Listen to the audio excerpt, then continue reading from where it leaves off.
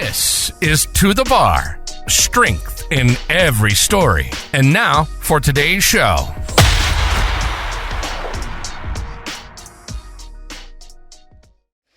Anyway, welcome to the bar. I'm Jess Roebuck-Soney. I'm Aaron Holt. And we have I say just, I feel like just recovered. We've just got back from Paris, from the 2024 Paris Olympics. Yeah, what an experience. Yeah, indeed. I mean, it was pretty epic. Yeah. I'm knackered still. It was a lot of weightlifting. Yeah. In a great way. How many, as you said, it was about 500 lifts, I think we saw. I hadn't thought about it in terms of how many lifts we saw. I just thought about it in sessions. Well, actually, I just thought about it in hours of the day that we were at the venue. So we got there. We left here on the Thursday morning, didn't we? Very early Thursday morning, and travelled over on the Eurotunnel. Your first experience. That's pretty on weird. The train. Car on a train. Yeah, car on a train, which actually was remarkably easy. Yeah, super quick. Yeah, it was a nice way of doing it. So we got there for the Thursday, sort of mid-afternoon time, didn't we? We missed all of the lifting on the Wednesday and the Thursday. Yeah. Which is a shame. Which was the men's 61s and the women's 49s. Whilst I stop there, thank you, Seb. This was amazing. For those of you who didn't sign up and get Seb's or Weightlifting House's guide to the Olympics or guide to the weightlifting at the Olympics, more for you, because this was just brilliant. Yeah. It was fantastic, wasn't it? Yeah, it was our little Bible. We both had one in our backpacks and it got whipped out quite regularly. Yeah. So yeah, we missed which ones? Men's 61s and women's 49s, was it? Yeah. Yeah, it's such a shame. It was a shame, but I mean, it was so difficult, wasn't it, when the lot came out to even get the 3 tickets for the weightlifting. Never mind get tickets for everything, because I would have loved to have seen Jordan De La Cruz and Hampton Morris. Yeah, I mean, 2 favourite lifters for us, really, aren't they? And there's plenty of other lifters in that group. I can't think who else was in there now off the top of my head, but I definitely would have liked to have seen that group. So it's a shame, really, that we missed them. Yeah, well, Lee Fabian, of course. I mean, that would have been pretty amazing. Yeah. He's so strong. Not that you didn't see him, but we'll come to that. Yeah. Yeah, we'll get to that. So we got there on the Thursday, and we had a Airbnb, which was, again, pretty great. Glad we went with that. And just went off into the city, didn't we? Yeah, we're really lucky because a couple of our friends, Chloe and Dash, they'd sort of basically organised all of that part to it. We just rocked up. Sat in the back of the car like 2 naughty children. Yeah, I felt like a 10-year-old again. Yeah. It's like I just got told where to be and when. It was great. It was awesome. It was awesome, wasn't it? Yeah. So we went out for dinner. Yes. Where did we go? Oh, we went to a little restaurant just to the left of the Eiffel Tower called Emily's, and we stopped because it looked bougie, and Ash and Chloe are quite bougie. They like a nice, what was their expensive. Well, it's that €28 limoncello that I'll never stop talking about. €28 for a limoncello, but mainly because it was called Emily's and obviously Emily Campbell. So we had to stop there. And we'd stopped because we'd been over to the Eiffel Tower, but it was daytime, and it was lovely to see the Olympic rings on the tower, but we wanted to see it at night, didn't we? Yeah, so in its glory. Yeah, went and got something to eat, and lo and behold, whilst we were in there, bumped into yes, Ollie White from Winners 2000. Yes, down in Devon. Yeah, it was pretty amazing how many British people we bumped into just wandering the streets of Paris. It was quite weird, wasn't it? It was like a who's who of British weightlifting, really. Representatives from all the different clubs. So it was great that everyone, so many of you guys turned up to support. It really was great to see everyone's so many friendly faces, really. Yeah, so then obviously we went from there, we went over to the Eiffel Tower, which, I mean, I had sort of expected it because it was the Olympics, and any event nowadays you expect a lot of police presence and army presence. But I was quite thrown when we first got there, I think, by how many armed officers there were just sort of knocking about. And was a little bit worried to begin with about going down towards the Eiffel Tower at night time, but it was really lovely. It was probably a highlight for me, was getting down there, and just as we arrived, they turned on the little sparkly lights, didn't they? Which was, yeah. For anybody that missed it, I think there's a video on the Instagram we put on, because it was really special. The French did do that really well. Yeah, it looked pretty amazing. And then when they put on the Christmas tree flicker lights sort of thing, it was just, everyone just stopped in the tracks. No matter what you had to record or photo-wise, you were just there, pointing up, taking pictures and videoing. It was pretty special. Yeah. So then the next day was the Friday. So then we had 2 groups on the Friday, right? Yes, we did. We had... Women's 71s and men's 89, surely. Indeed. But in the Friday morning, I'm going to give them a shout out, even though I've already forgotten their names. We trained. Oh. We went to a really friendly CrossFit gym. I want to say Lux. It was. Luch. I deleted the app. God knows, but they were lovely. They were very welcoming. Yeah. Although I will say, it was like training in a saw dungeon. Yeah. I've got a video of Aaron that I might share on the To The Bar Instagram at some point, just doing a lovely little snatch in a corner. But it looks like you were about to be sold for organs. It was a very strange little area. Yeah, it was fucking hot. Yeah, it was very warm. But again, even in there, we bumped into that British kid that we'd refed at Lower. Yeah. Came over and asked for water. I can't remember his name. But yeah, just training in a random CrossFit gym in France. It was so lovely how many British lifters were over there. And then the Irish dude came as well. Again. Teague. Yeah. He turned up. Who we'd refed at. It's too many places we've refed. Bucks. But he was down there, obviously for the weightlifting, but was training because he's got the Irish Nationals next week, or this week rather. Yeah. So good luck to him. But I just wanted to give them a shout out, as if I can remember the name of their gym, just because they were so friendly, and they did have a lovely little corgi. Did they? Oh yeah. Yes, I gave it lots of attention before we left. I was getting changed in the changing rooms that was open to the public. Plan to the world. Literally onto the streets of Paris. I mean, it's the French. Women had to walk through the men's changing room. Try being the woman that had to walk out backwards and be like, is it safe for me to leave, or is there just a wang hanging out somewhere? The guy said when he walked through, he said, "This is the men's changing rooms, that's the women's." He said, "We're typically French, you just the ladies." Yes, so that was it was an interesting one, but it was nice, wasn't it, to sort of. I like collecting gyms, so I don't know that I could have gone to France and not trained somewhere. So that was great.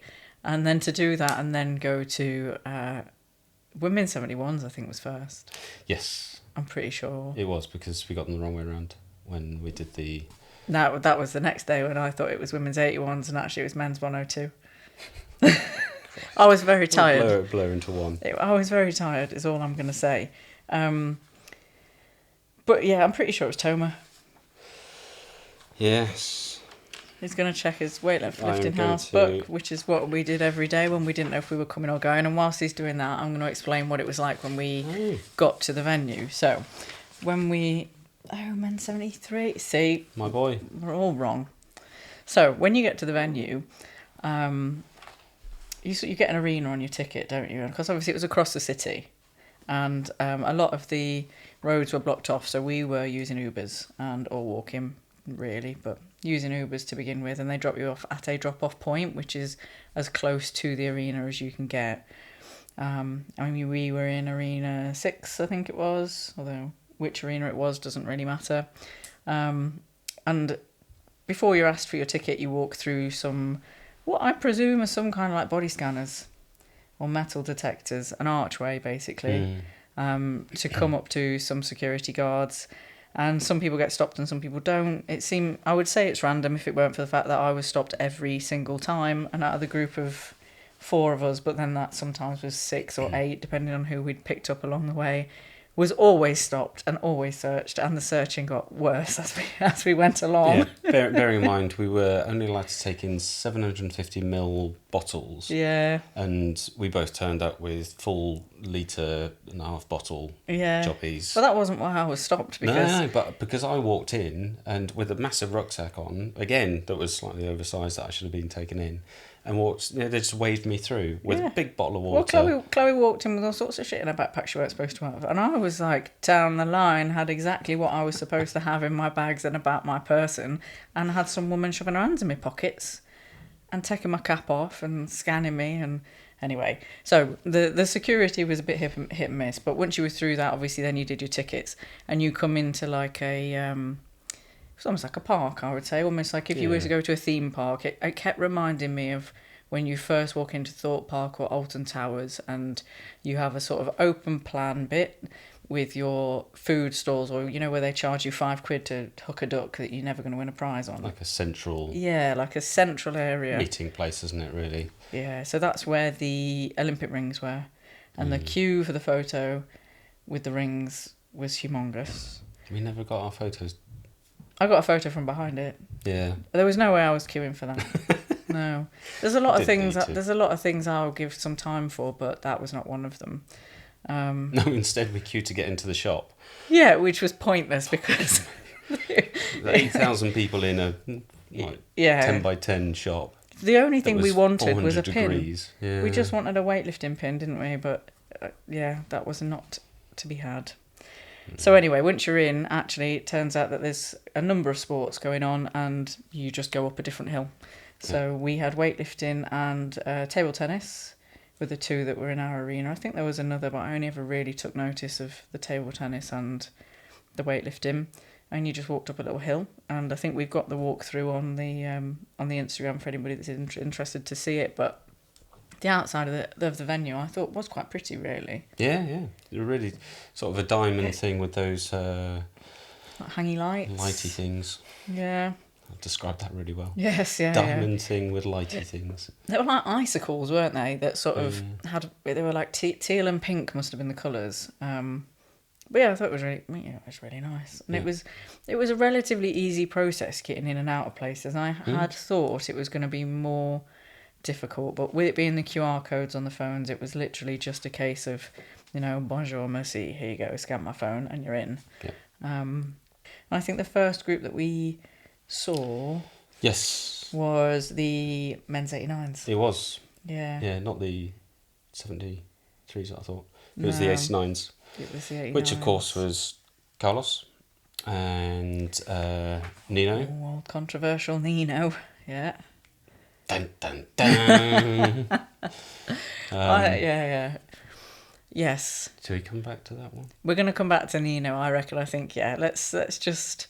the group in general. Well, actually, I don't even want to go to the group first. I want to go to the fact that men's 89s was our first experience of going into the venue, because I was quite... Yeah, so it was good seats. I guess when we first got the tickets, I guess we were a bit apprehensive about how far back we were from the stage or the platform. I can't remember what tier tickets we got. So it's interesting, isn't it? Because you and I didn't really know each other all that much when the ballots came out. We knew each other, but we'd not long met. So I had entered a ballot separate to Chloe, who got your tickets. So at this point, my ticket for the 89 was an A class. I'd paid €180 for a front row ticket to Carlos, Nino. But you guys had the B class, which was the seats behind, but had extras. So I sold my A to sit with you, obviously, in the B class. And was a little bit sad about that for quite a while. Because like you say, you don't know, do you, when you're booking these things and they give you these tiers, and the price differences were mad, weren't they? Yeah. I mean, €24, €65, €125 or €180. That's a big difference in seat prices. But they turned out to be pretty bloody good. Yeah. It was a really well laid out stadium or venue, because they crammed a lot of people in, but you never felt as though you were that far away from the platform, or No. so far away that you'd have to use binoculars. Yeah. You know, I mean, there was one. There was one woman with binoculars. Yeah. So I was like, but Did she give you the ick? no, it's like, what a great idea. Why didn't I bring mine? Oh God, that would have given me the ick. Come in with my sniper rifle, just like forwards. I mean, awesome. That would be funny, but you didn't need binoculars for the size of the lens. Well, yes, apparently. But no, so I mean, the seats were great, except for the size of the seats. I mean, I don't have a fat ass, but I mean, it does take up a bit of more than one seat. They were tight, weren't they? They were super tight. They were tight. And it's the shoulders. You were just sort of crammed in like that. Yeah, they were. I mean, so for me, not really knowing what to expect, I walked into that venue and was like, wow. I mean, probably because there were so many other people, and it was really nice to see so many people turn up for a weight. That's obviously the biggest weightlifting event I've ever been to, right? So seeing that many people that excited, it gets me excited, because I get excited when there's one person on a platform, never mind when there's thousands of people waiting to see someone lift on a platform. So, Yep. And the seat positioning where we were for the 89s, which you'll see from the photos that Aaron's taken and we've started sharing onto the bar, the positioning was fantastic, wasn't it? For what we could see, it was amazing. So I remember walking in and feeling quite overwhelmed in a really like positive way, and then sitting in the seat and thinking, I can't I can't sit for 2 hours like this. I know. In this heat, 33-degree heat, sweating in shorts on plastic seats, everybody's legs touching. And the guy in front of me had the blowhorn Gazoo, for whatever Carlos. It was just very tight. But I think that was probably the worst of it, because all the every other seat we sat in was fine. Yeah. So I don't know what it was about that particular one. Maybe it was just a lot of us that were fat-arsed along that row. Yeah. Well, once I dosed up on Nurofen, a knee and backache from those stairs, it was fine. Full Sitting there packet of dribbling. naproxen. Yeah. But the actual group, Yes. Sorry. Back to the lifting. back to the actual weightlifting. Yeah. The actual group was incredible. Yeah. So it was nice to see Kedamar. Yes. He's always a very charismatic lifter, isn't he? Yeah. And so to see him come out, that was great. Yeah, I mean, it's hard not to say when Carlos comes out, it's everyone. The noise. Yeah. The noise for him. Yeah. It's just.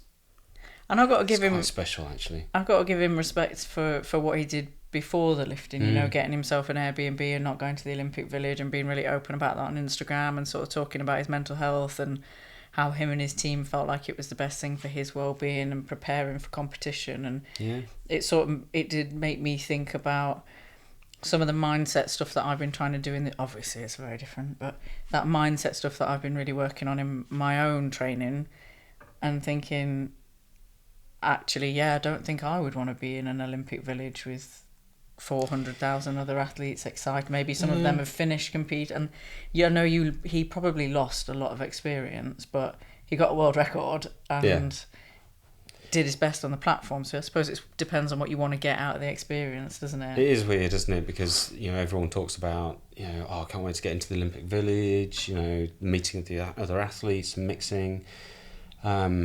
But the weightlifting was the tail end of the tournament, of the competition, of the Olympics.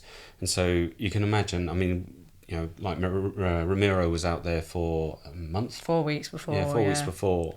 So to be stuck in, I say stuck in, but to be in that Olympic Village environment of a party atmosphere, you could quite easily be distracted. Yes, it would derail you slightly, or your mind may not be. So for him to say, do you know what, I'm going to forsake that, and I'm here for a job. I've trained for something.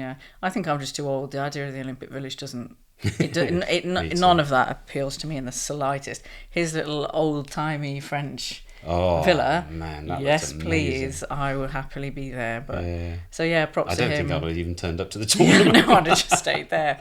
But yeah, his performance was fantastic. Yeah, without a doubt. And he didn't look like max effort, I don't think. I don't know if that was just wistful thinking from me, but at no point did I look at him and think he ground that out and just made it. Yeah. It was, it was impressive. And then there was Nino. Yeah. That was interesting. It wasn't interesting. It was a no lift. It was a no lift. Yeah. It doesn't detract from the fact that I have a photo of myself with him and his bronze medal that I will treasure and send to everybody, well, every female that I know that's ever drooled over him. I've sent that photo of me and Nino too, but that's not his medal, I'm afraid.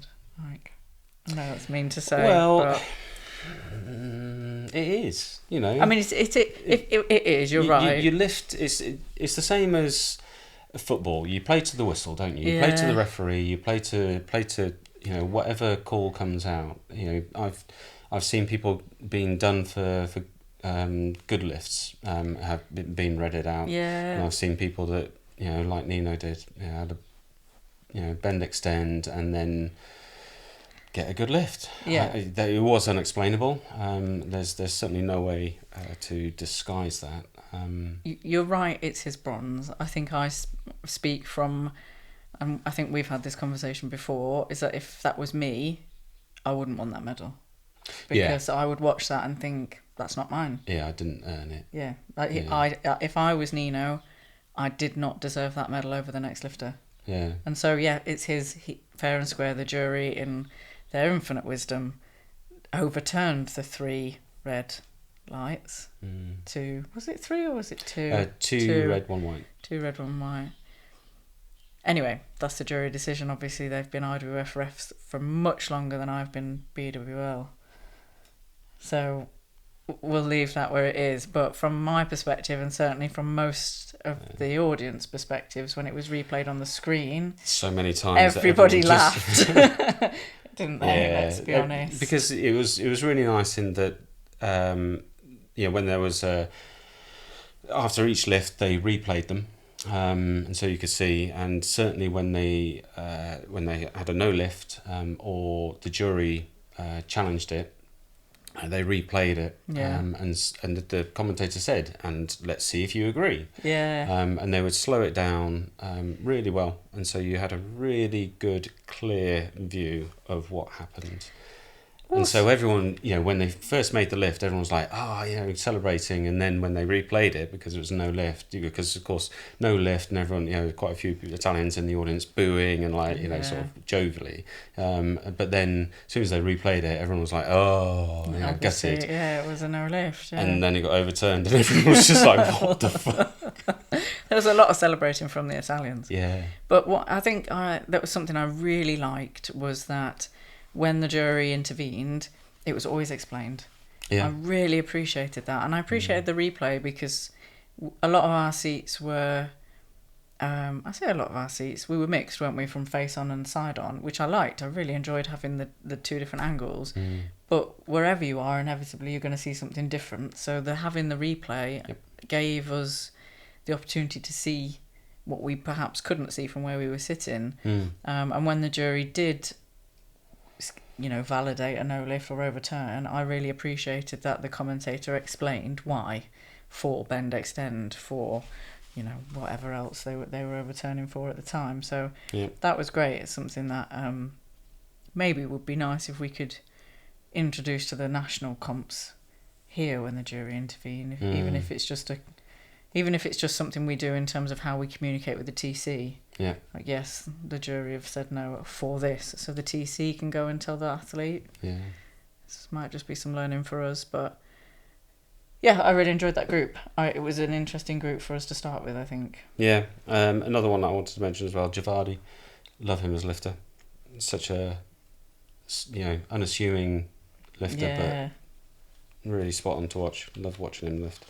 And then one more thing to mention about Carter's total was that there was a guy that I was chatting to, or replied to a message on Instagram on the post that you put up earlier, and he said that he's so good that someone from a higher weight class would need to come down and challenge him. And so I laughed, and then I suddenly had a thought, and I was like, you know what, he's not wrong, because I then went and looked at Li Huanhua, who won the gold in the next weight category at, was it 2 kilos more? Yeah, it wasn't by Carlos's? much, yeah. And But we've had this conversation about the British before. yeah, About the it's one, that weight class, or yeah. the 2 weight classes there that are so close together. Yeah. That Although I often think in the case- British, is it the one? Anyway, carry on. Yeah. Yeah, it's often the case that one's either just pips the one above, or they're very close. But yeah. So yeah, he was 2 kilos off the gold. He would have got silver in that, or joint silver, but I mean, depending on lot numbers. But yeah, Madness. it's just crazy. Yeah, it's madness. That's how good he is. And how old is he? It's not young. It's not old. 20 or 19, 20, I think. Okay. I'm looking forward to seeing him continue. Yeah. Well, I was speaking to, I think, I can't remember who it was, might have been Henry, but saying he's literally got, the potential of 4 golds in him. Yeah. It'd be 32. Yeah, more than doable. Yeah. Yeah. So Super strong. Privileged to see him in person. Well, to be honest, a lot of them were privileged to see in person, because it's not like we would see a lot of these anywhere else, is it? Yep. So then obviously that goes on to women's 71s, which was, it's very special for me. I think I enjoy watching the men lift, and I think it's probably the same for men. It's just different for me with the women, because I can obviously identify with what it's like to be a woman and lift. Yeah. And so seeing particularly the 71s, because I would either compete in the 64 or the 71s, as more likely the 71s now, because I can never be asked to cut. But that group, and seeing Olivia Reeves, I just think she's amazing. Yeah. I really do. I think what she does for young girls is really special. So, ignore how strong she is for a second, how strong she is and how unassuming she is and how polite she is, and just look at her as a woman and imagine yourself as a 15-year-old girl looking at her. She doesn't look like somebody that you couldn't be.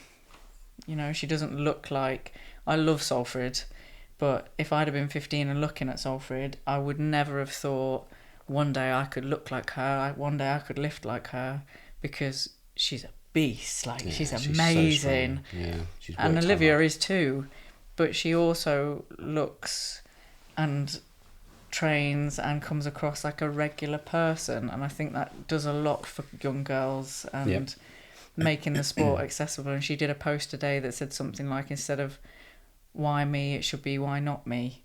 And she was talking about herself, but I was reading it and thinking, do you know what, I hope young girls are looking at Olivia and thinking, why not me? Like, it's Olivia now, but why not me next time? Because it could be.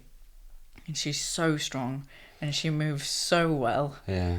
And when we booked the tickets, because I'm not even sure we got 70, I'm not sure I got 71s in the first lot. I think by that time, me and you got tickets together with Chloe for the second lot, and we got them then. And I was so excited for Toma, and obviously I still was. But Olivia wasn't as on the scene that much then. And obviously I was really pleased that we got to see Toma. It just wasn't quite the last thing that she deserved, or the last, that's not how any of us wanted it to go for her, was it, really? Yeah, so I've got a question, and one of them was, which the saddest moment of the lifting competition, because for me, that was that. What, Toma? Toma. Just one of her clean and jerks, just to make a total. Just so that she could have gone out on I mean, yeah. I think that was my saddest bit. I think I found that really difficult. I don't know if it was my saddest bit, but it was definitely, I was sad. I know what your saddest bit was. What? When the patisserie down the road, the boulangerie was closed When it on didn't Saturday open morning. on a Saturday. What bakery doesn't open on Saturdays? Yeah. That was my saddest No, moment. croissant.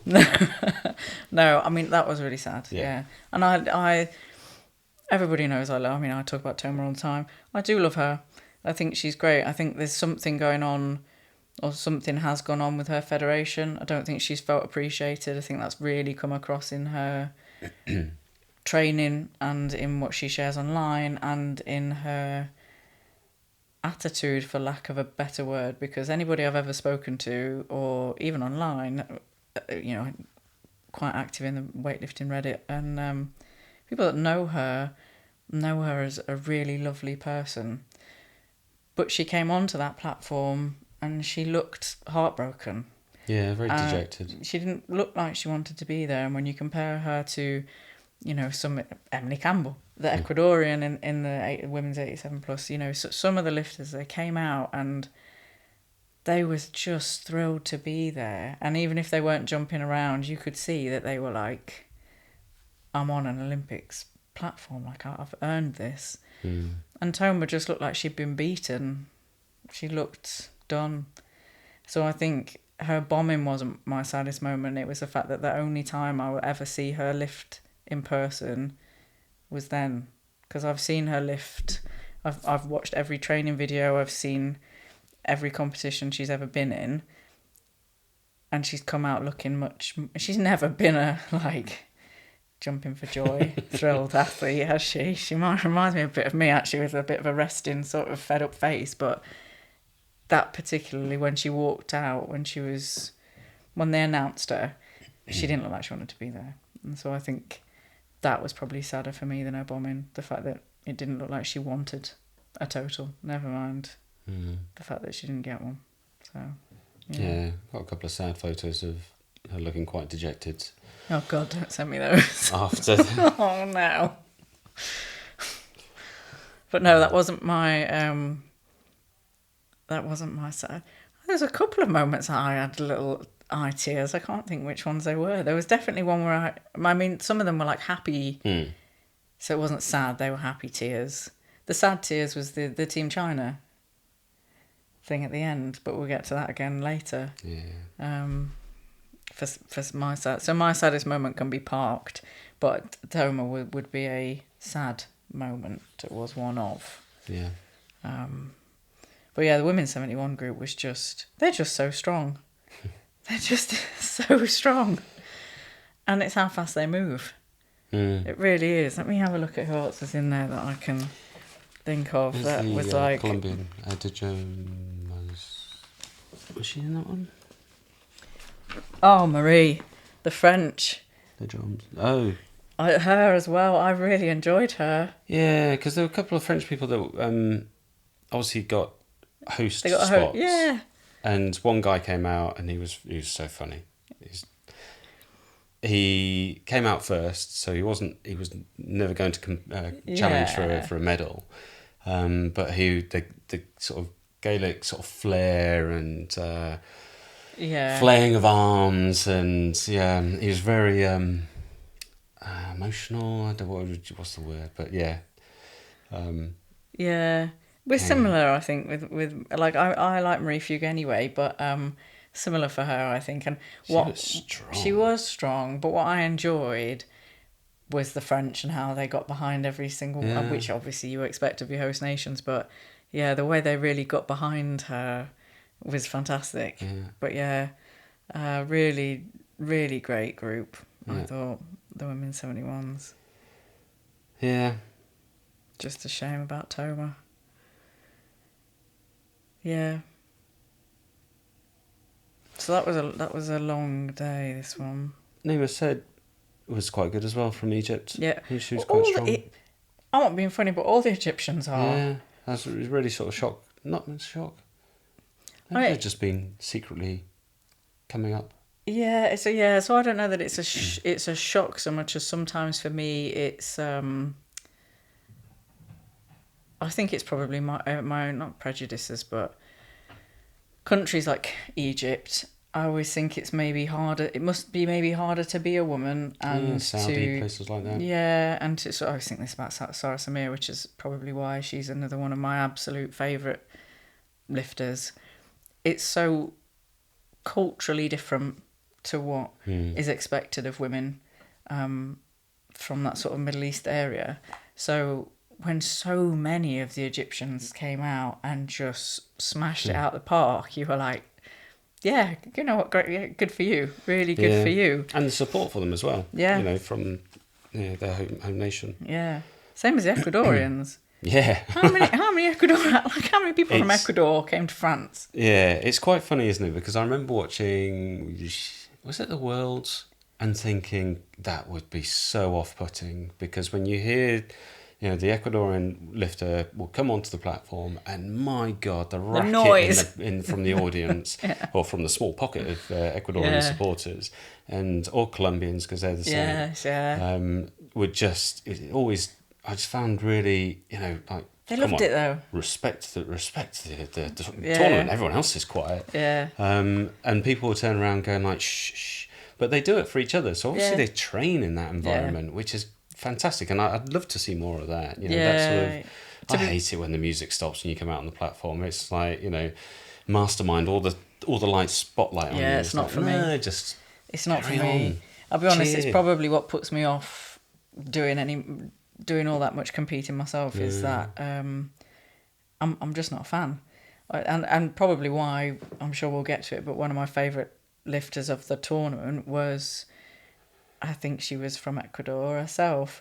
Yeah. And she came out on every single time as she walked up to the platform, she was trying to get people to make noise, even when they turned the music off and they were trying to make everybody quiet. She was like, nah, fuck that. And I love that energy. Yeah. Like, if you're going to lift and you're going to be trying to go for something that you've never gone for before, or you're going for a medal, why would you not want every person in that stadium cheering you on and the music blaring and something to give you a little bit of, get up and go, silence? And I'm like, all I can hear is the inside of my head. So, indeed. So that was Friday. That was Friday, yeah. It was Friday. So that was a late. That was the other thing that I found odd, was how late those groups were finishing. I felt for the athletes in the late groups, because, we weren't leaving until 9:30. It's late. Late, wasn't it? Yeah, it's late for them to be lifting. Anyway, that takes us to the Saturday, which was our longest day, because we had 3 groups. And it was the men 102s. Yes, it was our first group. Start. It was, yeah. And this is where we did have our A-class tickets. Not only did we have our A-class tickets, but we had the front row A-class tickets for Ramiro. Yeah. For Ramiro Mora, who trained out of Lower with Mike Causa when Mike Causa had Lower, and still Mike is his coach. Yeah. And he made the Olympic refugee team. Well-deserved, really well-deserved spot there, and is obviously British national champion, and we know Ramiro quite well, so it was really, really lovely to be that close, wasn't it? Yeah, it gives me goosebumps just thinking about it. When he came on the platform for the presentation, and he turned around and he saw the little pocket of us supporting him, and gave us a wry smile. And I was like, yeah, buddy. Yeah, you've earned that place. Yeah. Soak it up. Enjoy every single minute of it. Yeah. And I think I said to you that, that we will never get to be on that platform other than sweeping it. Even then, I'm not being funny, but that would be a privilege. Can you imagine? Can exactly. You sweep the Olympic platform? Like, yeah, do you want me to lick it while you're at it? Like, yes, of course. Yeah. And so if we can just live a bit of that experience through him, which we did, and some more. And I got so it's the first time I tried the Meta glasses that we've invested in for, which we'd actually invested in more for when we TO, so that we could do a little bit more of the point of view stuff to show people what it's like on the Marshall's table and stuff. So that's the Ray-Bans that I've got the camera in. But I tried them out on those seats because we were so close, and managed to get a couple of bits of footage that I am really proud of. And they're nothing special, but there's a moment where Ramiro makes his last clean and jerk, and Mike celebrates. Oh. He celebrates with Ramiro first. He looks at Ramiro and celebrates, and then he looks to the front row because it's just British people there to support him. And I think that moment where you can sort of, it's like full circle, isn't it? Like, we've watched Ramiro train in lower, he's come to our competitions in Epsom, you know, we've refed him at every competition he's ever done within British weightlifting, and then we were there with him at the Olympics. Mike was your coach, he was my coach, like, it was a full circle moment. And for Mike to look back at us, to celebrate with us as well, felt like a really special moment for me. So to get that on camera, I thought was great.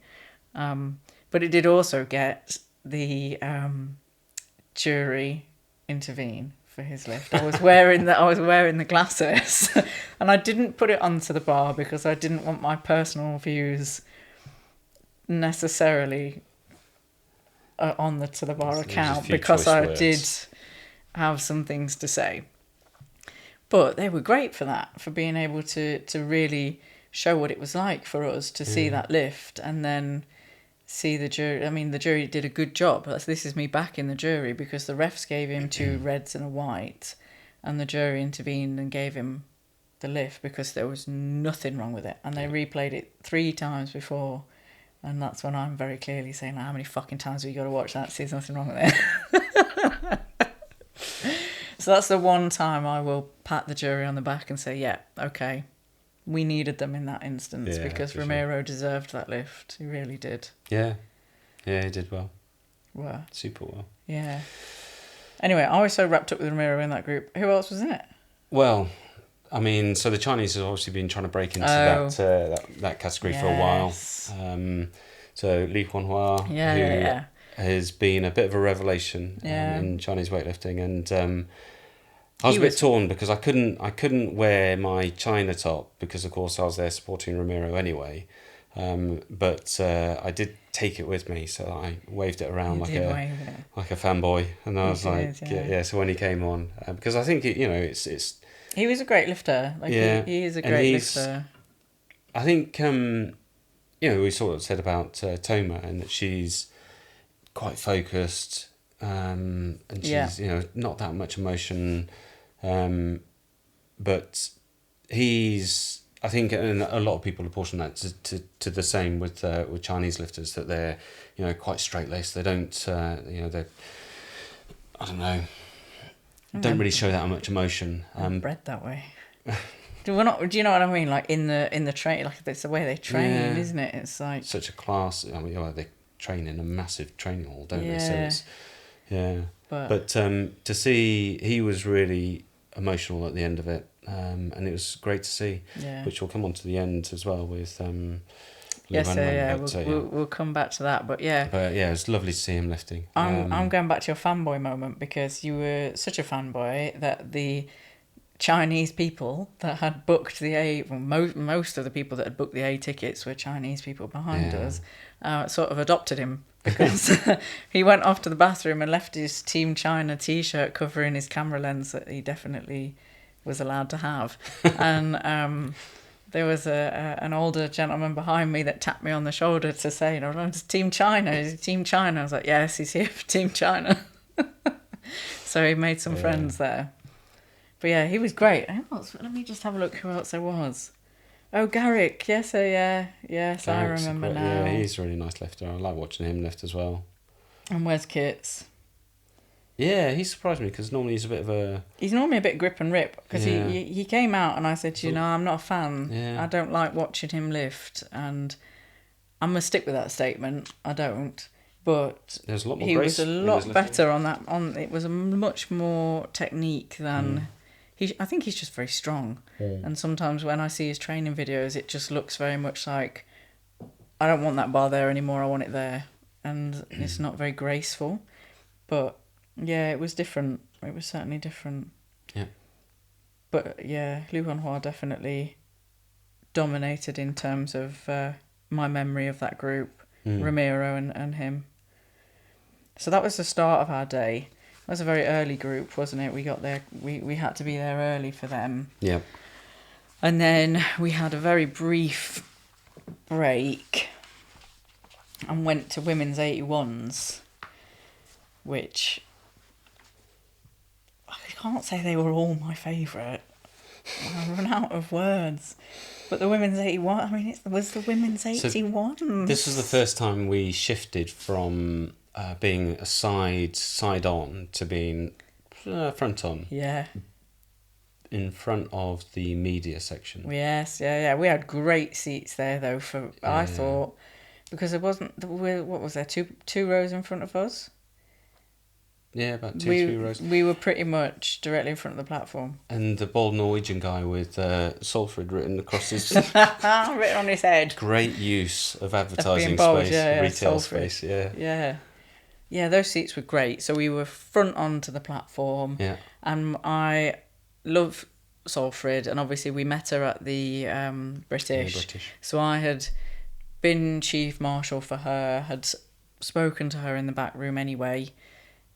She is a fantastic lifter. There's no two ways about it. She's super strong. But I was probably a little bit more excited for Sarah Samir. Yeah. And have been a bit of a secret fangirl for her. I've got alerts on her Instagram for when she posts, because I just think she's amazing. I don't know why she doesn't get more attention, or maybe she does and I'm just not as aware that she gets that much attention, but she seems to fly under the radar, and I'm not sure why. Because again, she strikes me as, culturally, it's maybe less expected for women to be as strong as she is, and she's so graceful when she moves. It flies, doesn't it? Yeah. It's one of those, when you see some lifters, they make it look effortless. Yeah, and she does. Yeah. And I have regularly sat and just gone through her. I have watched everything on her Instagram. Are we going to have to put some sort of time limit on your... I can't, when I can't sleep, and you just, I don't know, she's just the way she moves, and then I really like her.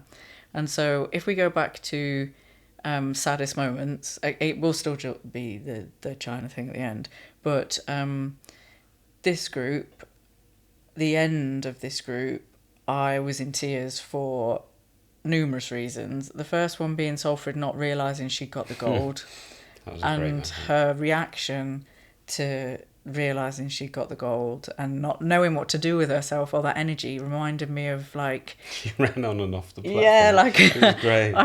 I had a dog Zero, and he, when you came home, was so excited that he would run to try and find a toy, because dogs, when they don't know what to do with their energy, they get a toy, and that's their way of knowing what to do with their energy. And she went, not to refer to her as a dog. I was going to say. Do you know what I mean? When she ran, she ran back, and she was sort of to the crowd, emotion. I don't know what's just happened. And I thought that was such an amazing sign of a great coach, to have kept her away from a scoreboard, from what other athletes had done, how many attempts had been had, where she was placed, what she needed. She had no bloody clue. Yeah, it's the ultimate. A bar. One of the things I think I've said to you before about comping, or certainly competing, is all about staying in your own lane. As soon as you start paying attention to your competitors or what's happening on around you, that's when you start forgetting about what you're there for, and you take the eye off the ball. And she didn't do that, and great credit to the coach. And she went out and smashed it, absolutely nailed it. Yeah, she really did. Dominated that platform. But then my sad was Sarah in tears, because she got the silver, and they fought. They fought. Well, they fought well, but I think she missed, didn't she, Sarah? She missed her Was it her last clean and jerk? I can't remember, but the emotion on her face hurt my heart. It really did. And I actually messaged Matt, the CEO, because he knows her well, and said, please tell her from me, how much appreciation I have for her, because she didn't have anything. I mean, she did have something to be upset for, but in my eyes, she had nothing to be sad about, because the way she performed and who she is as an athlete is incredible. So it was. I was really, really privileged to see the two of those on the platform together and then on the podium. And actually the way they all were with one another, the men and the women on the podium, I thought was amazing.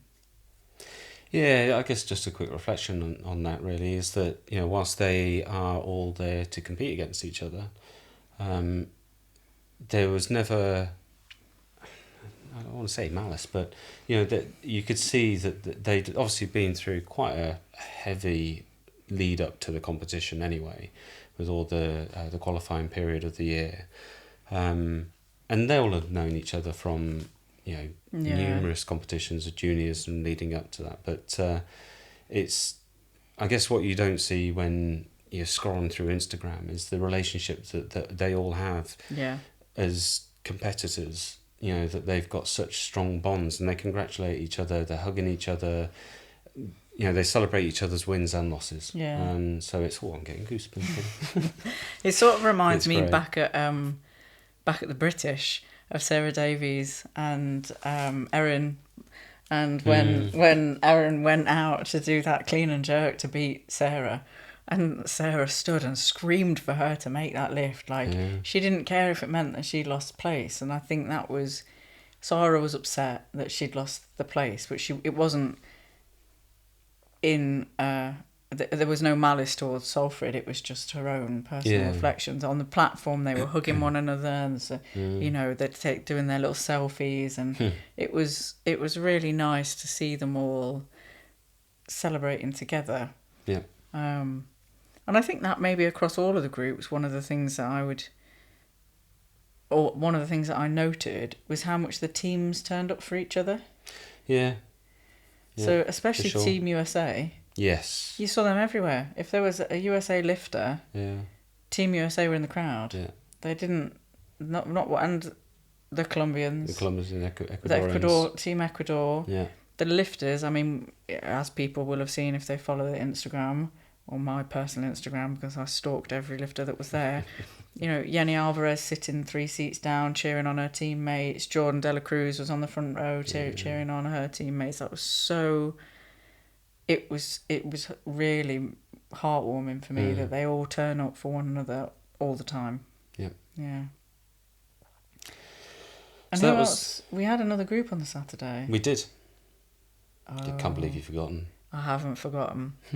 Or maybe I had, because I'd sort of deleted the disappointment at the end with Lasha. Yes. So he turned down his last lift. Yeah. And that was a bit of a D-bag move, to be honest.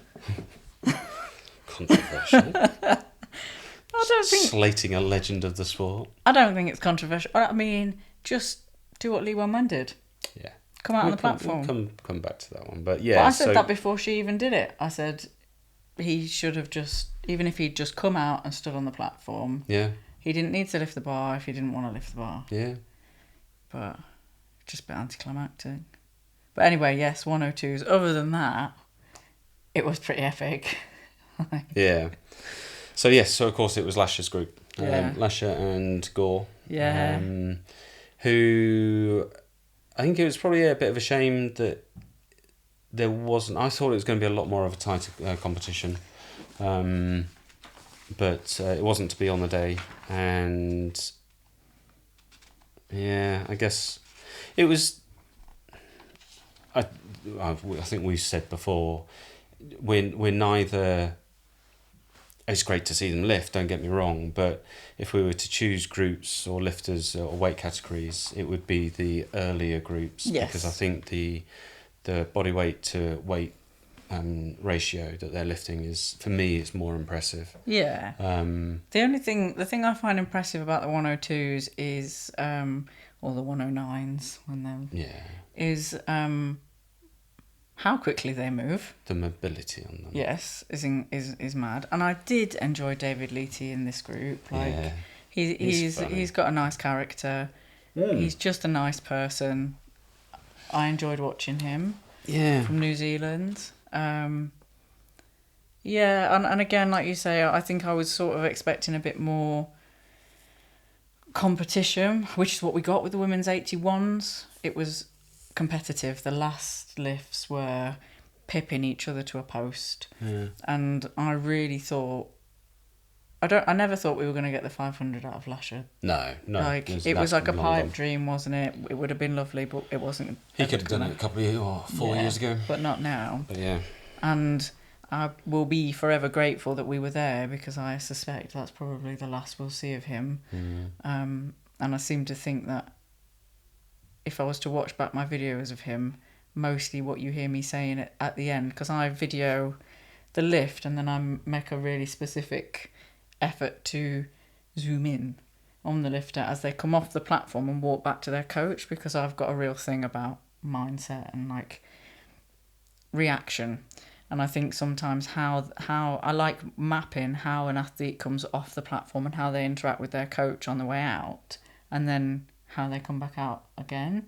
And specifically at the Olympics, I think you could really see a pattern with the way lifters, either the way their coach greeted them and then the way they performed next, or the way they came, the attitude they had when they came off the platform and how they lifted next was really stark.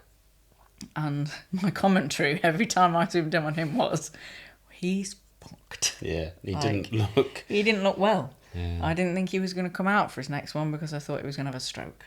Like, he looked like he'd ran the Great North Run twice and then got off a platform. Yeah. So I think we were really privileged to see it. Yep. Very quickly on that one as well, we talked about David Leety, but there are a few in that group. Ishiro from Japan as well, Mart Sim from Estonia. When they came out and talk about attitude or charisma on the platform, Yeah. it was so nice to see that the first 4 lifters or so, it was a buzz, and it was that whole thing of getting the crowd going. They feed off the energy. They were there. They were privileged to be part of the competition, and then there was a done, dusted. Now get to the serious business. Yeah. So it was a bit of a shame to see, but you can appreciate that. But it was really nice to see those guys coming out and just having a bit of a, I'm at the Olympics. Yeah. Let's do this. Let's have some fun. Again, though, I'm going to say feeling sorry for that group, because that finished at 10:30 Yeah. at night. Yeah. Like, catch me outside doing that, because there's no way. There's no way I would be weighing in when they had to weigh in and lifting at that time. So real props to them. Yeah. I'm saying this about Lasha. I'm not the one that's having to lift at that time of night in a country that I'm not from, under all that pressure. So yeah, props to them. Yeah, but I think so obviously the comment sort of you made really was that he didn't come out and do his last lift. Yeah. Which was fine. He didn't need to. He'd won it. But if that was his last Olympics, which I'm pretty sure it was, to come out and at least stand just there and just give the audience that moment, just take some pictures, and appreciate it. As I said, there's other guys. They fought so hard to get there, and they enjoyed every single moment of it. And to get off the platform and not get at least, I don't know, I would have been snow angeling across the platform. And I think for me, the reason I referred to it as a D-bag move is because I don't even know that he should have done it for himself. Like, he did look exhausted, and he didn't need to do his last lift. So yeah, don't put yourself through it. Like, I'm the first one to say, put yourself first. But there are people all over the world that have supported him, that watch his videos, that have begged for this 500 kilo total, that went to Paris to see his last competition, what we assume will be his last competition. I think the least you can do when you've been supported like that for the length of time he's been supported is come out and just stand by the bar and say, Thanks for coming. Do you know what I would have done? What would you have done? You'd have given me the middle finger. That's what you'd have done. No, I would have tallied up what would have been the 250, the 500. I've done score. a deadlift. And no, I would have literally just walked out. It would be like what would have been 275 kilos would have been on the bar or whatever. Yeah. And then gone out and then sort of just set up and then went. Yeah. Or do you remember what Christian did to me with Debbie Aluode when he changed her very last lift to 2,000 kilos, knowing she was going to withdraw, and as the marshal I had to put it through. Just had a joke. Do you know what I mean? I think just something as a swan song like goodbye would have been a nicer gesture than maybe he's just tired. Not even coming out. But But I think you called it as well, didn't you? You said you watched him go off the platform after a second. He took his singlet was rolled. it was down, already off. Yeah. and you said he'll be straight out. He'll be gone. And I was Yeah. like, no, he'll take his time. But he went it's straight gone. to the press conference and that was done. Yeah. It was a shame. Yeah, because I said if we get down there now, because there's no way. So the lifters could. There was the door to the warm up area came to like I don't know how to describe it. I don't know. Like a hallway, wasn't really a hallway, but you had your A seats and your B seats, and then a walkthrough. The walkthrough went to BBC Sport and to like a screen for the athletes to talk to their families who were off in different countries that couldn't make it, which I thought was great. That put tears in my eyes sometimes as well. And then there was a quick way through there to get to what was the press conference area that none of us could get to. And as soon as... this time. As soon as he stepped off the platform and I saw him take the arm off of his singlet, and I said to you, like, he's not coming out for his last one. We should move. Not that I ever thought he'd sign anything, but just to have been a bit closer to him, because I didn't think every other lifter had hung around. Even the Chinese, hadn't they? They'd hung around, they'd signed things, they'd done selfies with people, they'd just taken in the moment that people had travelled to see them, and I think I just knew that he would be on a plane and gone. Yeah. And we decided not to move, but to be honest, even if we had, that's the fastest I saw him move, was to go from the warm up area. He bypassed BBC Sport and went straight to the press room, and then we didn't see him. We didn't see Team Georgia anywhere, did we? No, that's a good point actually. They were gone. So shame, but we can say we saw him. So tick. Yep. Yeah. So that was a very late night on the Saturday. Yes, I was deceased. Yeah, that was a very late night. That was a long old day, and the food and the weather. Yes. And let's break from all the chatting about lifting. So I've got some questions. Lasha. My question to you would be, what did you think to the falafel wrap? The falafel wrap. Aaron will go on about falafel wrap until the day I die, because I have been vegetarian for so long that at one point falafel was the only vegetarian falafel, rice, golden vegetable rice to be specific, or cheese and tomato pasta are the things that I've been raised on, because that's vegetarian food. If you've ever been vegetarian before 2010 or whenever they invented fake meats, can't remember. So I despise... Did you not eat fish? The amount of people ask me that. No, I don't. Listen, falafel is not my thing. I like falafel. Yeah, because you've been vegetarian 5 minutes. Give it 20 years and you'll be like, in falafel wraps. It was quite nice. But it was quite nice because it was the only thing that I could eat. We were starving. We were starving, yeah. The food was 20 bags of questionable fruit pastels and the occasional melted. Oh, that melted biscotti bar. That was okay. That was a bit of alright, wasn't it? Yeah. The food was, again though. What do we expect? I didn't expect anything much better, to be honest. But there was not. I think they probably could have made more money if they put more effort into the food, because there wasn't much choice, and there wasn't many food outlets, and they all sold exactly the same thing. Yeah, they did better at 2012 when I was there. They had a lot more variation of stalls. But the English are known for being much more culinary ambitious than the French. Yeah, sure. They do moan about us, but yet we've got such a wide variety of And yet all they had to offer ethnic was a foods. chicken wrap, a falafel wrap, Yeah. a carrot in a bun that they were calling a veggie hot dog, or a hot dog. I didn't see that. That was genuine. And then there was the time after Ramiro's group when I went off. There was one place in the arena that you could buy food from, and I went in there and had to say to the woman vegetarian, and then show her vegetarian in French on my phone, because I was like, I did not want to accidentally get anything meat. And there was one cheese, questionable, sandwich, because it did not look like a cheese sandwich. Don't know what it looked like, but I was not going to be the one that ate it. And then 2 slices of pizza, but it wasn't really pizza, was it? No. It was like a Grease bread. flatbread. It was just wasn't even as a soon as I bit flatbread. into it. It was just oily. It was weird. It was it probably was like a focaccia, you know. Yeah, but it wasn't just not. focaccia. I don't know, but it was weird. But that was that, or €12 for a Coke. Yeah. So that was that. How hot was it? That hot that on the Sunday we all got a text message from Paris Olympics at 7 a.m.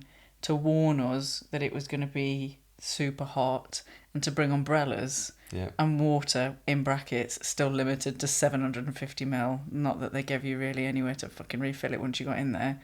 And then they turned the sprinklers on, didn't they? Yeah. So when you walked into the arenas, there were like these big metal poles that were like showers that were sprinkling cold water over everybody because it was boiling. It was my skin was not happy. It was that hot, wasn't it? Yeah.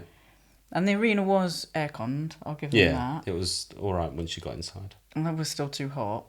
And didn't appreciate how air-conned it was until we walked outside. Yeah. But yeah, pretty hot. Yeah. Pretty hot. What did you think to the mascot? I don't get it. It was a hat, wasn't it? Yeah, I still don't get it. It was alright, wasn't it? I mean, it was... We got a photo with it. We did get a photo with it. I was bullied into getting a photo with it. Yeah. It was friendly enough. It was on everything. I don't know that I understand it, but then I also don't know that I understood the mascots for the London one. So they were like weird white blobs. They were like Teletubbies. White Teletubbies, weren't they, with the white... You know what I mean? Like white. They were like little white humans. Can't remember. Exactly. Yeah. And what did I think of the mascot? Yeah, it was friendly enough. I thought it did get a little bit wearing, that same joke at the start of every single group where the mascot came out and bicep curled the bar. Oh, yeah.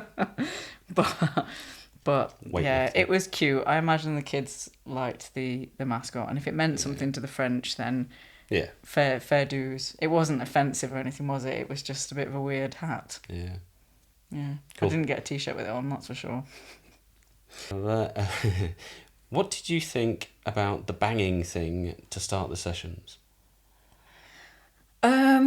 So they would start off each session by, I can't remember what they called it, but they would invite someone from French sport of history to Well, come not on. even just French, did they? Because Peros did it. Oh, he did, yeah. Peros Dimas came on, and then they got a big staff of some sort and just banged it on the So, floor. controversial opinion from me on that one, I think, because I quite liked it. I just thought it wasn't done well. I think they introduced it every time, didn't they, by saying, in traditional French fashion, we're going to start the games with, and then they named it, and I can't remember the name of it. I think I needed a bit more history to appreciate it. Yeah. And I think that's probably something that I would now be saying, like, oh my God, if they'd said that at the beginning of every group, because we saw so many groups. But I maybe just, if I could have appreciated the history of where it came from, it might have meant a bit more. And if the people they'd gotten to do it, there was one guy they got to do it who was from an island. I can't think. Do you know what I mean? Or was it a woman? But she did it really. It's a lady. She did it really well. Like, you could tell that she had a bit of beat about her, and it was really like she really banged. Like, great. That's what I want. Yeah. But the others, they just sort of came out with this stick, and because the noise was fake, it wasn't the stick noise. They were trying to match the stick to the fake noise. It was daft. It was a bit. I'd have just put it on a drum and actually got them to bang it, or just get them to bang it, or. You know, I don't know. I liked the concept of it because I quite like that sort of historical significance and trying to make something a little bit like they said traditionally French. And I liked the idea that there was something that was unifying every single sport. Every single sport started the same way, and that was to let the audience know we begin. Yeah. I like that. I just think it could have been done better. Cool. What did you think? Yeah, I think if there was more context to it, and certainly if it was done in time, because they were literally just banging the stick followed by a boom. Yeah, it was like, there was one guy and he was totally off beat, wasn't he? Like it went bang and he was like, oh shit. Just it can't be that difficult. As soon as he pressed the button. Yeah. But yeah, then the next one, BWL ambush marketing. I know. I feel a bit bad that we did it, but also like not. So one of the rules is that. So there's a load of stuff that you can't take in, and there's big signs everywhere. One of them was a cat, believe it or not. There was a big sign through to say can't take a cat in. We had to leave all the cats outside. You know, yeah, all those cats that we'd travelled halfway across the bloody world to go to France. Anyway, but flags, you could take flags in, but you could only take flags in of the nations of the athletes that were competing, so the national flags. So for us, that would have been a Union Jack. And at one point, I did have 4 Union Jacks in my bag, despite not owning one myself, because I was holding one for everybody else. But we, even though I got searched every time, somehow got the BWL flag in and did take lots of photos with the BWL flag. We were everywhere. all over the place. Yeah. I'm really proud of that, I'm not gonna lie. Yeah, no problem with it. I mean, the fact that I got it on the side of the platform, I got photos on the side of the platform. Yeah. I got the technical officials to hold it, and I've got photos of them holding it, and us holding it at the top of the B seats, and you know, we were the only people there with the British weightlifting flag. I think that feels quite special. Cool. Yeah. Whether it was a rule breaker or not, I think that was secretly something BWL probably love to hate. Like, exactly. Yeah, a rule we shouldn't have broken, but we didn't. It worked out all right. Yep. From my perspective, anyway. Okay. Nice little interlude. Back on to the last session, which was, I can't remember what that was about, really. Why did we say? Why did we say? I don't know. Was there a lifter? Was there a British lifter in that? There might have been a Team GB lifter in there. There might have been a Team GB lifter who was who smashed it. Absolutely did it. Yeah. Did us proud. Do you know what? Even if she hadn't got a medal, she did us proud just for her attitude. Oh, yeah. I spoke to a friend of mine who knows nothing about the weightlifting and watched almost all of it because we were there and was looking for us in the crowd.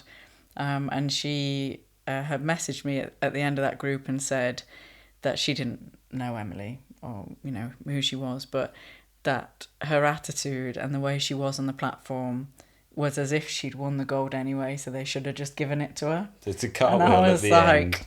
Oh, my heart. The cartwheel was amazing. The cartwheel. Loved it. She gave her an interview on Radio 4 and she said, GB gymnastics, I'm ready. I'm ready for LA. Awesome. Yeah. I love watching Lee Wen lift, don't get me wrong. But, yeah, Emily is something else. Yeah. No, it was a very, very special group that... and of course we were sat... they'd obviously sold the tickets based off of, I'm guessing, you know, your location when you log on, IP address sort of. So where we were, it was just packed full of Brits. Well, Emily's family were behind us. Yeah, Emily's family were behind us. Which made me feel a bit bad that they were in the seats behind us. Not at the front. Yeah. We were closer to the front, like. Also, But why did they have to buy tickets? I mean, I know why they had to buy tickets, really. It's just me in an ideal world, isn't it? That's like, give these people... Emily's dad should not have been sat behind us in a shirt covered in her face. Oh no, that's going to make me cry, thinking about all her family sitting there like that. That was... They weren't that far behind. No, it was... No, not that they were sitting that far behind. It's just... It was, for me, the emotion of them all sitting there. Like, Kelsey was sat there with a T-shirt that said, "That's my sister." Yeah. And then her dad had had that Hawaiian shirt made with her face all over it. And they were all... I don't know. I think that sort of thing makes me emotional. That they were all... So it wasn't even how you expect a family to be supportive, but it was just the joy. Like, it was... You could feel the energy from them. Even before she walked out onto the platform, you could feel it from them. Like, it was that being with them made that even more special, I think. Yeah.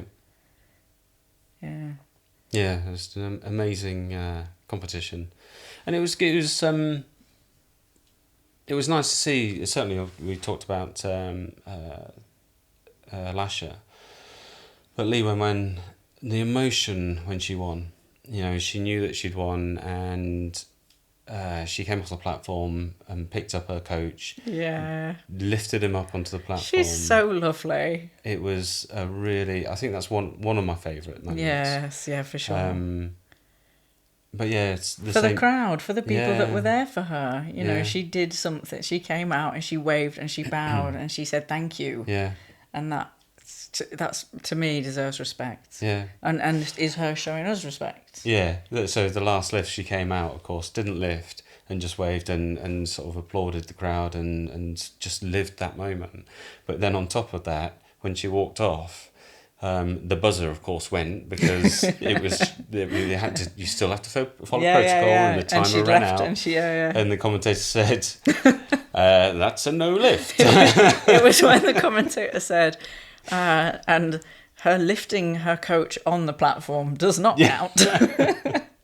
But there was that moment, wasn't there, where so we were sat with our friend Lou as well, who we train with, and we were sort of like this, clapping for Park Young because she's great and I really like her. Yeah. But she was sort of Emily's competition, wasn't she? Emily wasn't going to get near Lee, but she could have. So when Park missed that clean and jerk, it was like that moment where everything clenched, and I just thought, Emily's a beast. She's one of those people where if you say you just got to do it, I can fully believe that she'll do it. Yeah.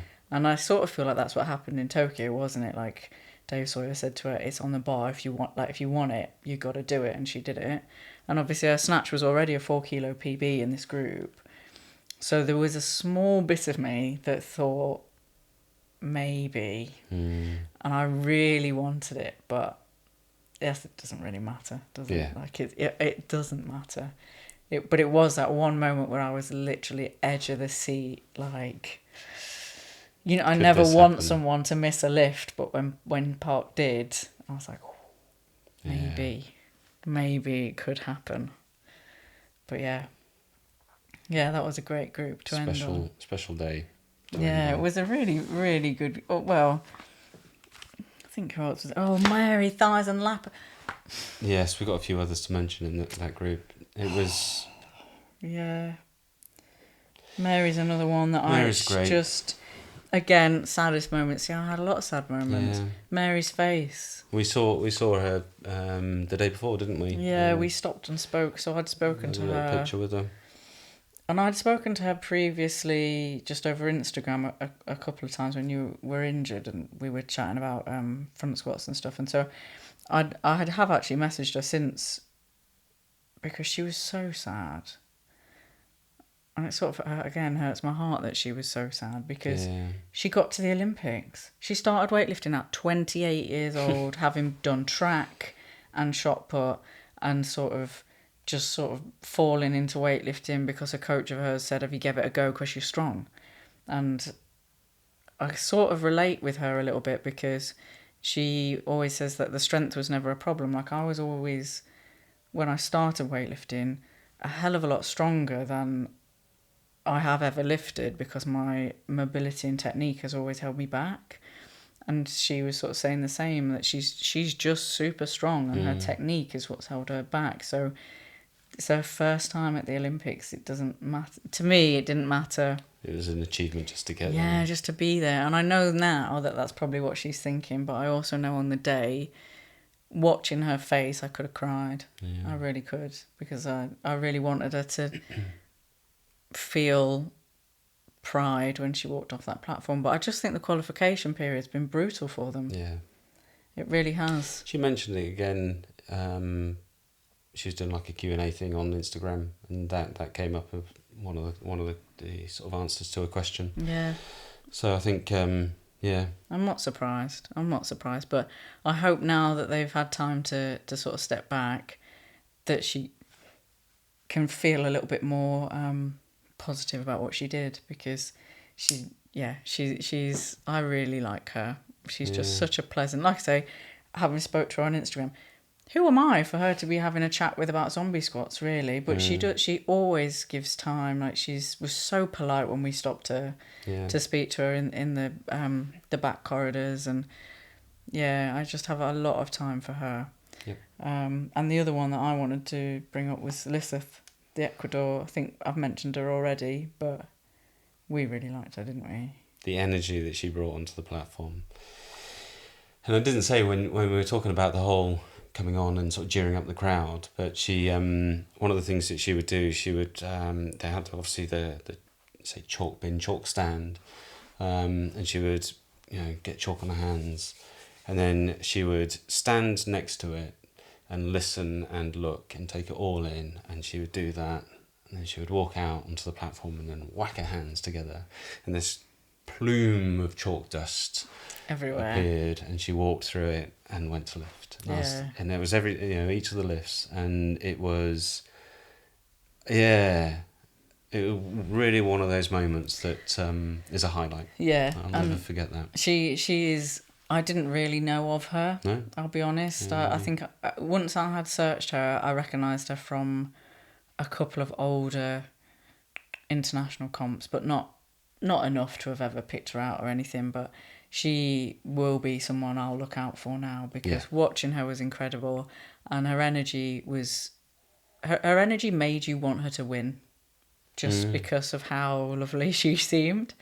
But what you've just said there about taking in a minute, as much as I was filming them coming off the platform, the other thing I did was film them from the minute they came out the door, because I'm fascinated by, which comes from Alex McKay actually. She started my my thing with this, is watching people's routines, and they all have a routine, and it really has really started to cement with me in the gym that it's something that you really need to if you want to take your training. I mean, not everybody does, a lot of people just train for training's sake, but when there's sessions that I really want to try and take seriously, it needs to be with that sort of same setup, the amount of them that on my videos you can see having a conversation with themselves, saying, you've trained for this, you want this, you've earned this is what we're here for.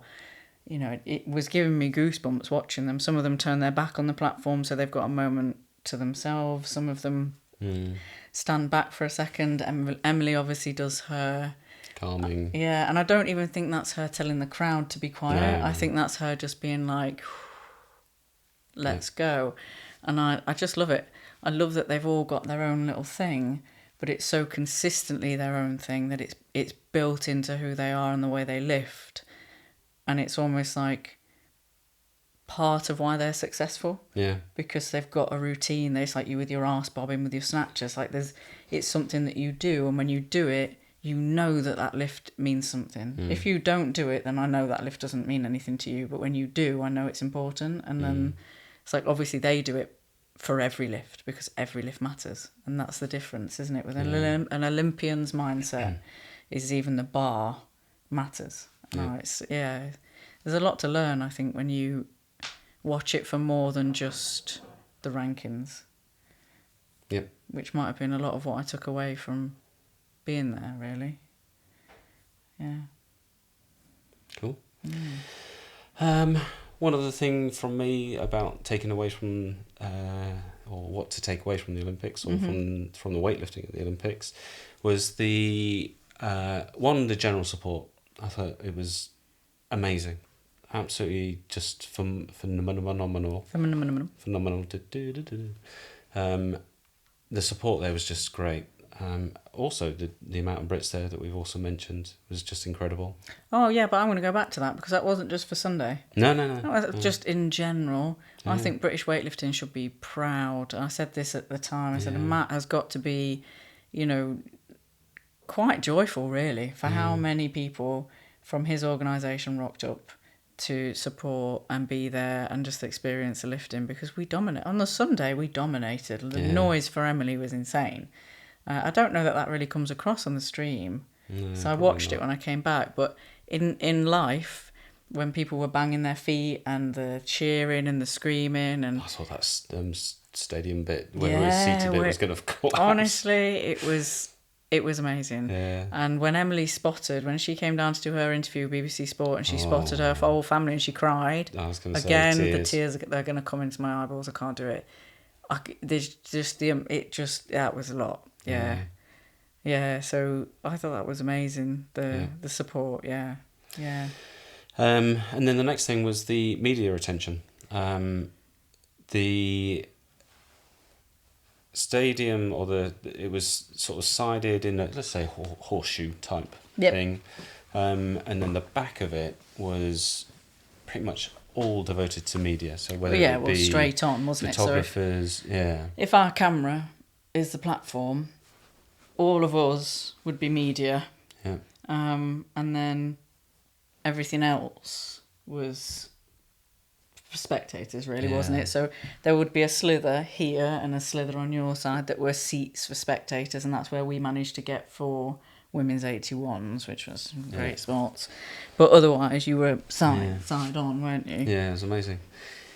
My only question, I guess, would be, so I've already seen a couple of the lifters post some stuff. I think BWR got some of Ramiro, which from Getty Images.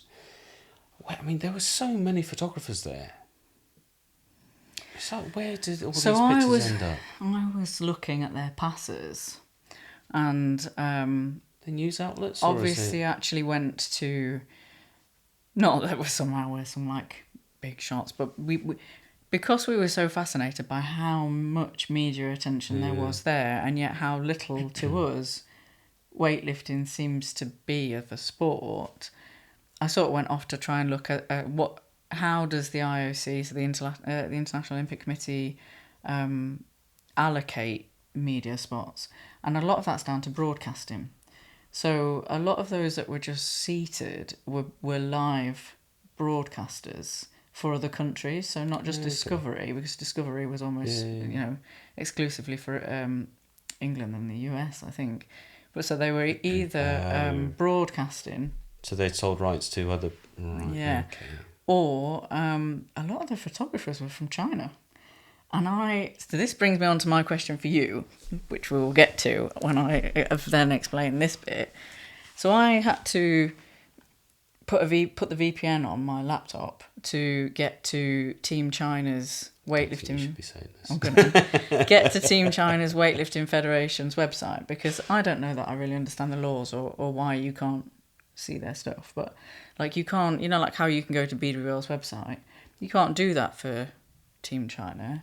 You have to be in China. So I made it so my laptop thought it was in Hong Kong and looked at Team China's weightlifting federation website, which is amazing. Like they've got so many like articles and stuff on there. It was really interesting to have a little read of, and went off and found the video of us in the background of the really sad thing that happened at the end that we'll come back to. But a lot of their website, and they've got their own version of Instagram, their like own Chinese social medias, was flooded with professional photos from the weightlifting. So I think a lot of the photographers there might have been from nations, and the rights to those photos are being sold within those nations, so we're not seeing them. Yep, makes sense. So maybe it's just that we didn't have any media there, and that's why we're not seeing them. Oh, hello, cat. Hello, buddy cat. Of course you're going to get in the way right now. Oh, let me move that. Come and go. So that brings me to my only question that I ended up actually writing down for you. No, I had a few, but my favourite question that I was going to ask you was... Hold on. What was it like for you falling head over heels into Xijayong? Yes. So for context, at the end of Women's 87, the entire of Team China, and Team China are quite elusive, aren't they, really? I mean, they don't stay in the Olympic Village, they have their own house. And as I've just said, you got like VPN on to see any of their stuff. We saw the coach once in the A seats. I got a sneaky photo of him because he looks mean, man. Like, you don't want to mess around with I don't him. want to be coached by him. I mean, you're mean sometimes, but he looked like mean. But they all came down the B seat aisle to meet Li Wenwen at the end of the 87s, right where we were sitting. And Aaron's obviously, as he said, a bit of a fanboy for Team China, and is not the kind of person that would ever ask someone for an autograph or a photo. We've always been like that, the pair of us. Like, we've always said, I don't understand Just why. don't get it. I don't get why people ask for somebody's autograph.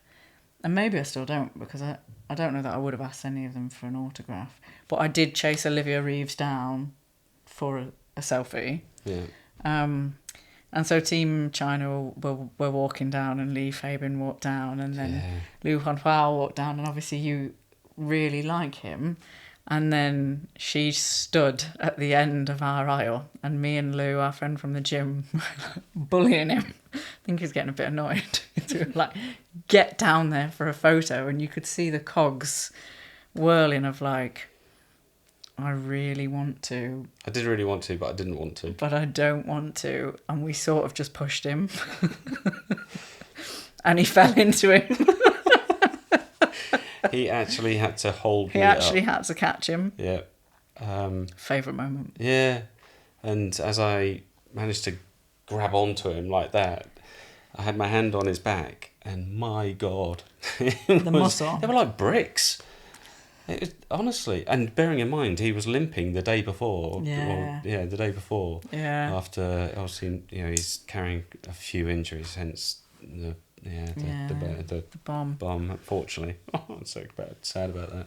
But so whilst he was injured, I decided to fall into him. Fall into his arms. Fall into his arms. Yeah, head over heels Look for into him. my eyes. Yeah. I mean, you did what a get an legend. amazing photo with him, though.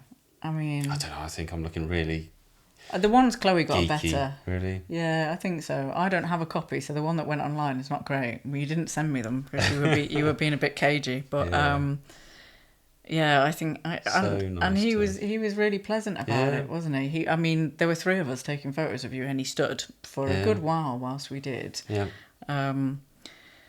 But yes, if we're But going, that culminated in. yeah, if we're going for saddest moment for me, it was that. It was when they. So, it was also it was a beautiful moment, but the reason that they'd all come down there was to meet Li Wenwen at the bottom.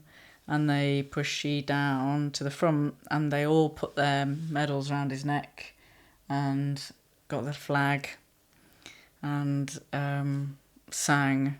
I can't remember what it is that they were saying, but it was something about strength in numbers and being strong. I can't remember, but obviously it was in Chinese, but it was very emotional, and you could feel the emotion, and we photobombed it in the back, didn't we?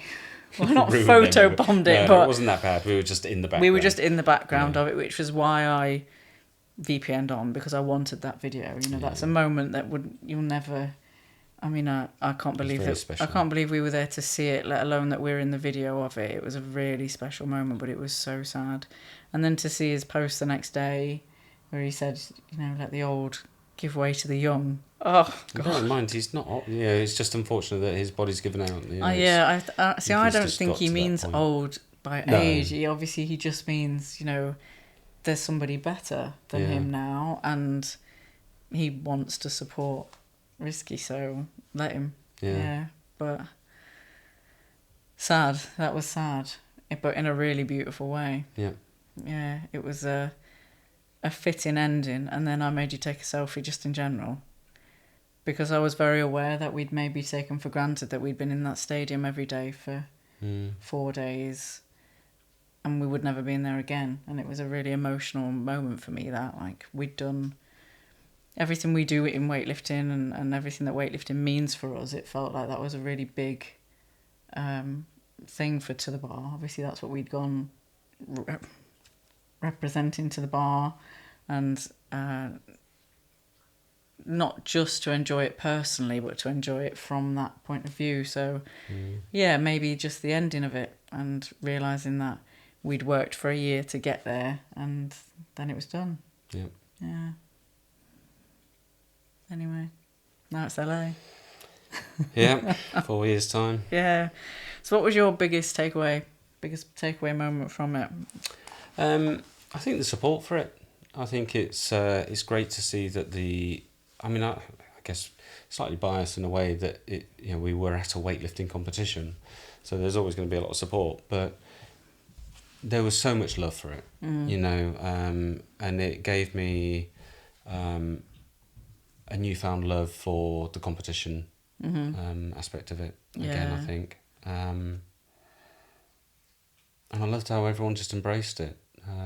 It was great. I think certainly as well from just the Olympics as a whole. I think the Paris was fantastic. A lot of Parisians decided to bugger off, just as a lot of Londoners did when it was over here. Yeah. So it was very quiet they closed off so many streets, so you were able to walk around without much hassle. Transport was great. Well, taxis. Food was lovely outside. No dramas with the Ubers. Yeah, that was super easy. Cheap. Everything outside of it was super cheap, apart from those bloody cocktails. But not that we drink, so.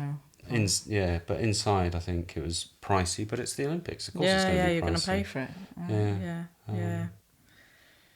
But I loved it. It. Yeah, I just was looking at my other questions, and I think we've pretty much covered them, really. My other one was, did you think the A-class tickets were worth it? No. No. So very quickly on that. So one thing about the referees and the technical officials that I guess a lot of people don't see on the television. So the platform's about 1 metre high. The referees sit in their 3 positions. There's a video on the Instagram.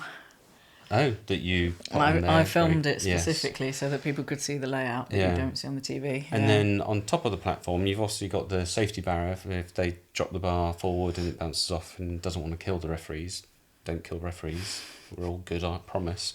And then behind that was also a rail where a camera would go, which quite a few times I saw obscuring the view of the referees. So for everyone out there slating referees, making shit decisions, bear in mind that it's not as simple as it just is a tier 3 competition where they're just sat on the same level in front of the lifter, a couple of metres away from the lifter. It is not like that. I also would add that I imagine there's a lot, I feel pressure at the British on the Marshall's table. And I love the Marshall's table, and I could do it with my eyes closed. And I know that everybody in British weightlifting has got my back. You're like a little family, right? And I hate it when people say that about work colleagues and things, but you are. But I still feel pressure not to muck anything up, because the athletes have worked so hard to get there. So for me, the refs, there's the pressure of the fact that it's the Olympics. There's the pressure for the athletes, because no ref, I would hope, is reffing for anything other than for the athletes, But then, on top of that, you'd got the president of the IWF wandering around. You'd got Matt, as lovely as we know Matt is, was the technical delegate from the executive board of the IWF, sitting behind the jury. So to any other refs from any other country, he's an executive board member that's there to make sure that the technical officials, the technical running of the competition was done correctly. There was a lot of pressure. Yeah. You know, we saw the president of the IWF, Matt, kindly introduced us on the street of Paris, and he was a lovely guy. But if I was a ref and he was stood behind me, I think that would feel... And I know you train for that, and you ref lots of different events to be able to get to an Olympics, but I think it's just humanising it a little bit. It's really easy to... And we've done it, even on this podcast, I've said about the jury with Nino. Like, you can easily say, what on earth? But unless you're there, and unless you're in that situation, it's really difficult to actually judge it. Yeah. So, yeah, I think props to them for giving up how much time they must have given up to get to the Olympics to begin with, because we wouldn't be able to ref at an Olympics for another 10 years, I don't think. No. For how much free time you have to give up, and how many different international competitions you have to go to. Experience. Yeah. How much you have to pay. I mean, you've got your card now, your IWF card for Cat 2. Yeah. So you have to be Cat 1 to get to the Olympics. And it costs $200 to get the card, and then you have to renew that every 2 years. So I've just bought mine early on this year, and I've got to renew it next month. Yeah, so a year, and that's $200 after paying to sit the exam, after paying to sit the 2 exams that we do for BWL, and doing all of the hours that you have to do for your BWL level 2 before you can do your level 3. So it's just the context of... Sometimes refs make shit decisions, but in weightlifting they're very rarely paid. Yeah. And it's not to excuse it, but it's just to... the point of To the Bar originally was to contextualise the TOs. And I think, they were really long days, and I was exhausted as somebody that sat there and just cheered those people on. So to have sat with the pressure of making or breaking somebody's Olympic dream for 12 hours a day, I think was a lot. Yeah. And they did well. Yep. Yeah. And technically, the competition ran great. Yeah, for sure. I don't know that there was ever really a break, a technical fault. No. Yeah. So, yeah. So that was the end of the Olympics. Done, dusted, 4 years' time, LA. Yeah, looking forward to that one. So... That means our next, what would have been our next competition that we'd been reffing at, and then probably would have done a podcast after that, would have been the Lift Me Up competition that Emily Musket, of course, organises in aid of motor neurons. We can't make it. We're gutted. So real shame about that, but... Please support it. We'll post stuff on To the Bar. Yeah. But if not, if you don't want to look at our stuff, why are you watching? But look at Lift Me Up. Look at or Emily's Emily Musket's Instagram. Yeah, the link to donate will be in the bio. Everything, all the money that she raises goes to Motor Neuron Disease Association, and it's really close to our hearts because of how much Emily means to us and how much that charity means to Emily. So, if you want to support us, the best way that you can do that for this episode and for the next episode, for me personally, is by giving money to the Lift Me Up GoFundMe. Yeah. If you want to buy us a coffee, put the money into Lift Me Up. Yeah, and even if it's just to buy some of the lottery tickets, the raffle tickets, because there's an Alico training camp. Yeah, there is a holiday. Trip to the Alico head office training camp. I mean, and listen, the raffle tickets are worth it because I spent 20 quid last year, and which direction? That direction over there is a competition, Alico women's barbell and collars. I can't believe it. That I found out I'd won in the queue in Sainsbury's. We were in Sainsbury's and I showed you the phone and was like, does that say I've just won a barbell? And a week later it arrived. So it's not one of those raffles that you put 20 quid in and you don't get. Trust me, because it's sitting there. I've done many a barbell curl with it. So there's that, and I guess so that would then lead us on to our next podcast, which we're hoping to have a very special guest. No names yet, but as a clue, he went to watch the Olympics and he complained about the jury quite a bit. So I've just in a tongue-in-cheek way. I'm going to say, but do you know what I've just realised though? Is that clue could make it one of two people. Oh, God. Exactly. And I'm really refraining from commenting here. But I would only have one of them on, put it that way. No, don't even look at me like that. It's not occurring. Really? Both on? No, just no. So, yeah, we'll see. We'll see. Yeah. But yeah, so that's all from us this time. Hope we haven't bored you to death or to tears on this... on the Olympics. Epic, thank you, Seb, rundown of what we saw and experienced. It really was a fantastic time. Yeah.